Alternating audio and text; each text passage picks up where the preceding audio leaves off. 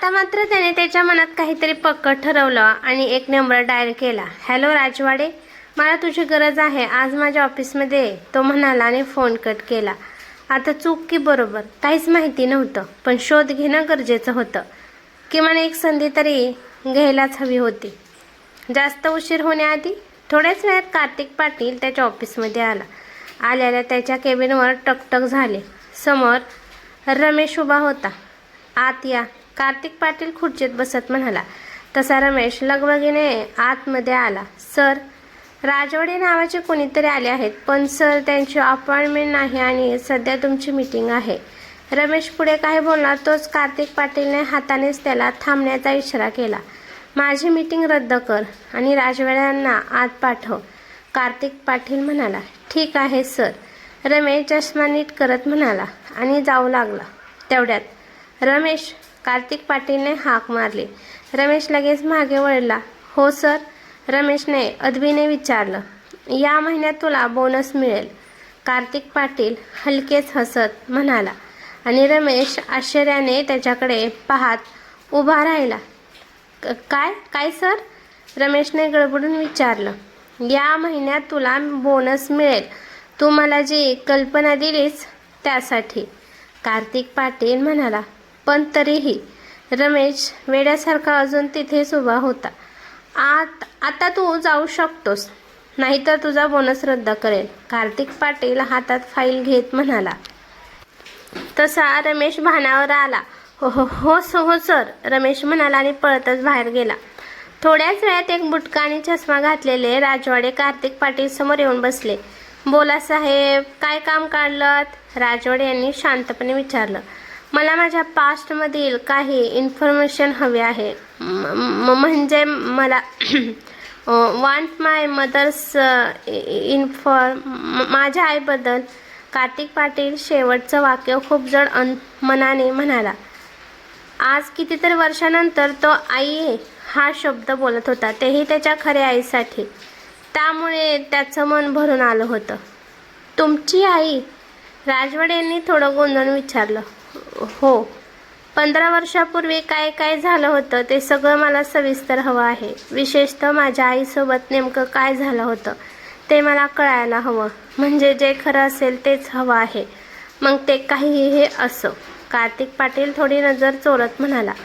तो सहसा कधीच नजर चोरत नव्हता. त्याचे डोळे म्हणजे त्याचा आत्मविश्वास आणि त्याचं व्यक्तिमत्व होतं. पण आज मात्र त्याचा नाईलाज होता, कारण त्याला जे सत्य माहिती होतं ते कोणालाही न सांगण्यासारखं होतं.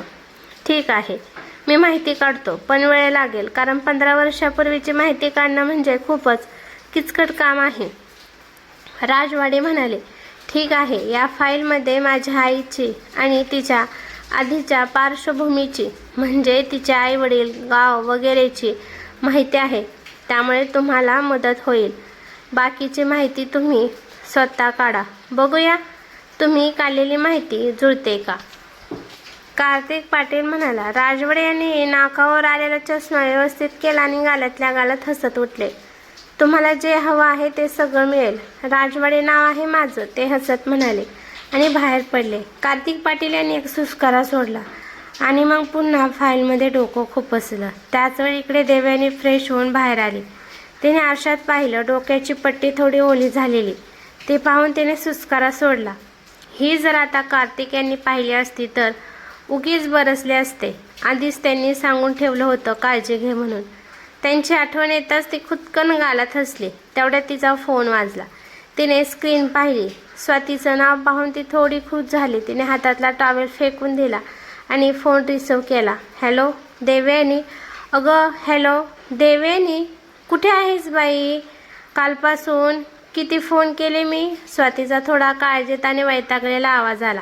सॉरी, कालपासून थोडे अडचणीत होते, आजच मोकळी झाले म्हणून फोन पाहिला, देवयानी सुस्कारा सोडत म्हणाली. कसली अडचण? काय झालं होतं? स्वातीने लगेच उत्साहाने विचारलं. मग देवयानीने तिला सगळं सांगितलं. ते ऐकताना स्वाती डोळे फाडून आणि तोंडावर हात ठेवून फक्त धक्क्यात होती. देवयानी, किती काय झालं ग हे? पण तू अशी कशी नस कापून घेतलीस? काही झालं असतं तर? स्वातीने काळजीने विचारलं. मग काय करणार होते मी? अगं प्रेग्नन्सी म्हणजे काही छोटी मोठी गोष्ट आहे का? जेव्हा ती स्लाईड पाहिली तेव्हा अक्षरशः चक्कर येऊन पडले होते. पुन्हा उठावंसं वाटलंच नव्हतं. पण कार्तिक पाटील यांच्यासाठी उठले. ते ठीक आहेत का हे पाहण्यासाठी उठले. देवेनी डोळ्यातले अश्रू पुसत म्हणाली, अगं मग त्यांच्यासाठी उठली ना तू, मग पुन्हा नस कापायची गरज काय होती? स्वातीने थोडं रागात विचारलं. कारण दिसलं तरी त्यांचा त्रास मला जाणवत होता. मला माहिती होतं मी प्रेग्नंट असणं शक्य नाही, कारण माझ्यासोबत काहीच झालं नव्हतं. मला माहिती होतं. पण कार्तिक यांचं माझ्यावरचं प्रेम पाहून मला स्वतःचीच लाज वाटली. कारण ते दुःखी होते, हतबल होते आणि नजर चोरून खोटं बोलत होते. ते फक्त आणि फक्त माझ्यामुळे, आणि म्हणून मला स्वतःलाच शिक्षा द्यावीशी वाटत होती. जर मीच त्यांच्या आयुष्यात आले नसते तर कदाचित त्यांच्या नशिबात इतकं दुःख आलंच नसतं. देवयानीला बोलता बोलता हुंदका फुटला. अगं वेडाबाई, अगं थेट हॉस्पिटलमध्ये घेऊन जायचं ना, इतका ड्रामा करायची गरज काय होती? स्वाती म्हणाली. तुला खरं सांगू, माझा 6वा इंद्रिय सांगतोय की हे सगळं कोणीतरी मुद्दाम केलं होतं मला या घरातून काढून टाकण्यासाठी. पण माझ्याकडे त्याचा काहीच पुरावा नाही आहे. त्यावेळी जर मी हॉस्पिटलमध्ये जायचं बोलले असते तर कदाचित ती व्यक्ती सावध झाली असती. आणखीन काहीतरी प्लॅन केला असता किंवा पुन्हा त्या फॅमिली डॉक्टरकडे चेकअप केलं असतं. म्हणजे मला माहिती नाही, पण तेव्हा मला कोणावरच विश्वास ठेवावासा वाटत नव्हता. फक्त अचानक काहीतरी कारण पुढे करून कार्तिक पाटील यांनी मला हॉस्पिटलमध्ये न्यावं आणि मग तिथे सोनोग्राफी करावी, एवढंच माझ्या मनात आलं. कारण प्रेग्नन्सी चेक करण्याचा सगळ्यात विश्वासार्ह मार्ग सोनोग्राफी आहे. अगं रोहिणी एकदा मला म्हणाली होती, म्हणून मी घाईघाईत हाताची नस कापून घेतली. देवाने डोळे पुसत सुस्कारा सोडून म्हणाले, आणि कार्तिक पाटील आलेच नसते तर? स्वातीने काळजीने विचारलं. ते येणारच माहिती होतं. तेवढा ट्रस्ट आहे माझा. शेवटी आमचं हार्ट टू हार्ट कनेक्शन आहे. देवयानी हलकेच हसत म्हणाली, ए बाई, जर आलेच नसते तर काय झालं असतं? ढगात असतीस तू. स्वाती आता वैतागून म्हणाली, नसते ग, मी मेनशीर थोडीच कापली होती, शेजारची कापली होती. आणि तसंही जर पुढच्या 15 मिनिटात कार्तिक आले नसते तर आपोआप इमर्जन्सी अलार्म वाजला असता. कार्तिक पाटील यांनी आधीच ते बसवून घेतलं आहे. रूममध्ये काही असामान्य झालं की तो वाजतो. माझ्या रक्ताचा वास ओळखून तो वाजणारच होता. देवयानी हसत म्हणाली, आणि स्वातीनेही हसत डोक्यावर हात मारून घेतला. देवयानी काहीही म्हण, तू पाहिजे तिथे बरोबर डोकं वापरतेस. हाच तुझा गुण बघ, मला खूप आवडतो. स्वाती हसत म्हणाली, ठीक आहे ठीक आहे, बस झालं माझं कौतुक. तू सांग, तुला फुटेज मिळालं का? देवयानीने आता मुद्द्यावर येत विचारलं. हो मिळालं, म्हणून तर फोन करत होते. उद्याच पाठवते तुला. माझा मित्र आज मला पाठवेल. स्वाती म्हणाली, अरे वा, देवाचे आभार, लवकर पाठव. देवयानी आनंदाने म्हणाली, फक्त धन्यवाद नको, माझ्यासाठी देवाकडे प्रार्थना कर. मलाही तुझ्या कार्तिक पाटील यांच्यासारखा नवरा मिळू दे. स्वाती लाजत म्हणाली, अगं ऐक, कार्तिक पाटील फक्त माझे आहेत, समजलं? देवयानी थोड्या रागाने म्हणाली, अगं वेडे, किती हक्क गाजवणारी बायको आहेस. मला तुझे कार्तिक पाटील नको आहेत. फक्त त्यांनी तुझी प्रेग्नन्सी टेस्ट पाहून सुद्धा जो ठामपणे तुझी साथ दिली, त्यांचं ते प्रेम, ती काळजी आणि तो विश्वास, असे गुण असणारा नवरा हवा. म्हणजे अगदी मनापासून राजासारखं प्रेम करणारा, जसे तुझे कार्तिक आहेत अगदी तसाच. स्वाती गालात हसत आणि केसांची बोटामागे गुंडाळत म्हणाली, मग ठीक आहे, तुला नक्कीच असा नवरा मिळेल. तसं बघ, उद्या माझे ब्लड रिपोर्ट येणार आहेत, तू जाऊन आणशील का? खरं तर कार्तिक मला पुढचे 2 दिवस तरी बाहेर पडू देणार नाहीत आणि ते स्वतःही ऑफिस सोडून जाऊ शकणार नाहीत. उगीच ते कोणाला तरी पाठवतील, मग दुसऱ्याच कोणाच्या हातून रिपोर्ट येतील. ते मला नको आहे. खरं सांगायचं तर मला इथे कोणावरच विश्वास ठेवावासा वाटत नाही ग. आणि कार्तिक यांनीही मी आग्रह करू शकत नाही. आधीच माझ्यामुळे कितीतरी प्रोजेक्टवर त्यांच्या सह्या बाकी आहेत. ते खूप व्यस्त आहेत. नाहीतर मी. देवयानी बोलत होती तेवढ्यात स्वातीने तिला मध्येच अडवलं. हो ग बाई, किती कारणं देशील? जाते मी आणि रिपोर्ट्स घेऊन येईल. तसेही मला तुला बघायचं पण आहे. मरणाच्या दारातून परत आलीस ना तू? स्वाती हसत म्हणाली. गप ग, हसू नको. देवयानी रागवत म्हणाली, वेडे आहेस तू, पुन्हा असा वेडेपणा करू नकोस. कधी कधी गोष्टी साथ देत नाहीत। यावेळी तुझं नशीब चांगलं होतं। नाही नाही, नशीब नाही, तूच खूप जास्त नशिबान आहेस, कारण तुझ्याकडे कार्तिक पाटील यांचं प्रेम आहे। पण आता स्वतःची काळजी घे, स्वाती म्हणाली। हो, उद्या रिपोर्ट्स घेऊन घरीच ये, मी रवीला सांगून ठेवेन, देवयानी म्हणाली आणि फोन कट केला। आता ती थोडी खुश होती। तिने लगेच व्हॉट्सअप उघडलं आणि मेसेज टाईप केला, प्रिय नवरबा, कसे आहात?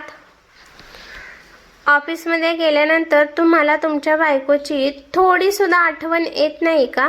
तिने गालात हसत मेसेज टाईप करून पाठवला।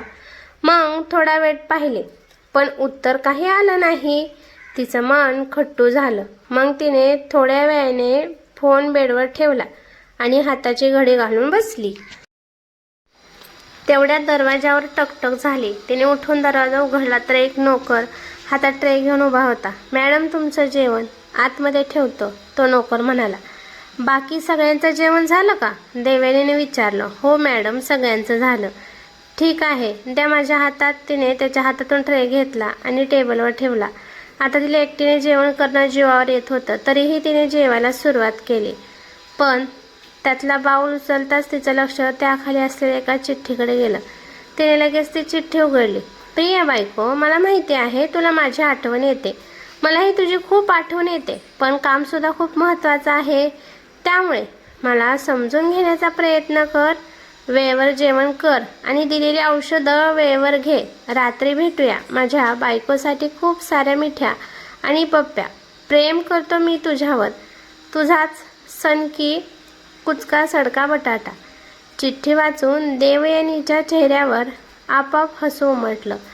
माझ्या गोड सर्किट बटाट्या, मी सुद्धा तुझ्यावर खूप प्रेम करते, असं म्हणत तिने त्या चिठ्ठीचं हलकंसं चुंबन घेतलं आणि गालातल्या गालात लाजली। संध्याकाळी ती तयार होऊन आजोबांना भेटायला आली। कालपासून तिने आजोबांना पाहिलंही नव्हतं, त्यामुळे आता त्यांना भेटावंसं तिला वाटत होतं। पण खाली येताच मिसेस पाटील यांनी तिला हाक मारली, तशी ती त्यांच्यासमोर जाऊन उभी राहिली। कशी आहेस ग? बरी आहेस ना? मिसेस पाटील यांनी खोचकपणे विचारलं। त्यांच्या शेजारीच किरण शांत बसली होती। बहुतेक आत्ताच ऑफिसमधून आली असावी। मी ठीक आहे, देवयानीने हसत उत्तर दिलं। तिच्या चेहऱ्यावरची खुशी पाहून मिसेस पाटील मात्र मनातून जळाल्या। काल अचानक कार्तिक तुला कुठे घेऊन गेले होते? आणि हे हाताला काय झालंय? मिसेस पाटील यांनी तिच्या पट्टी बांधलेल्या हाताकडे पाहत विचारलं।